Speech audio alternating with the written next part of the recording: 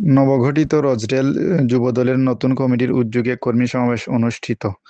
রজডেল যুবদলের নবনির্বাচিত কমিটির সভাপতি দুলভ মিয়ার সভাপতিত্বে ও সাধারণ সম্পাদক মহসিন মিয়ার সঞ্চালনায় সভার শুরুতে পবিত্র কুরআন তেলাওয়াত করেন সংগঠনের ধর্ম বিষয়ক সম্পাদক নাজমুল ইসলাম। সভায় প্রধান অতিথি ছিলেন যুক্তরাজ্য বাংলাদেশের জাতীয়তাবাদী দলের সাবেক সহ-সাংগঠনিক সম্পাদক ও রজডেল বাংলাদেশ জাতীয়তাবাদী দলের সাবেক সভাপতি বিশ্বনাথ থানা ছাত্রদলের সাবেক সভাপতি জয়নাল আবেদীন।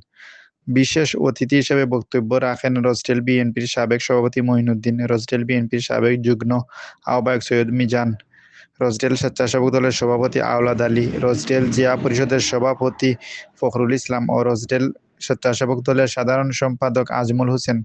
আরও বক্তব্য রাখেন রজডেল যুব দলের সিনিয়র সহসভাপতি আজাদ মিয়া, সহসভাপতি আমিন উদ্দিন, সহসভাপতি সেলিম উদ্দিন, সহ-সাধারণ সম্পাদক মিজানুর রহমান, সাংগঠনিক সম্পাদক মিনহাজ হোসেন ও সমুজ মিয়া সহ অন্যান্য নেতৃবৃন্দ।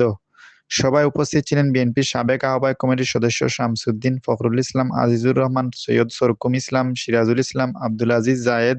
যুবদলের নির্বাহী কমিটির নেতৃবৃন্দের মধ্যে উপস্থিত ছিলেন কয়েস আলী, খায়রুল আলম, আতিকুর রহমান, জায়েদ জানু মিয়া, ইসলাম উদ্দিন, গয়াস মিয়া, সৈয়দ রফিকুল ইসলাম, মানিক মিয়া, রনি আহমেদ সহ আরও অনেকেই।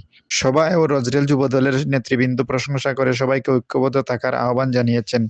বিশেষ অতিথিবৃন্দরাও বক্তব্য রাখেন। সভা শেষে দেশ ও জাতির কল্যাণ কামনা করে এবং সাবেক রাষ্ট্রপতি জিয়াউর রহমান ও সাবেক প্রধানমন্ত্রী বেগম খালেদা জিয়ার আত্মার মাগফিরাত কামনা করে বিশেষ মুনাজাত করা হয়। দোয়া পরিচালনা করেন সংগঠনের সহসভাপতি সেলিম উদ্দিন।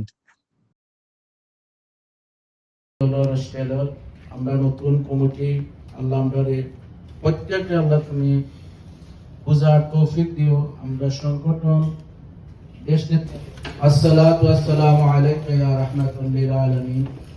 আল্লাহুম্মা রাব্বানা যালামনা আনফুসানা ওয়া ইল্লাম তাগফির লানা ওয়া তারহামনা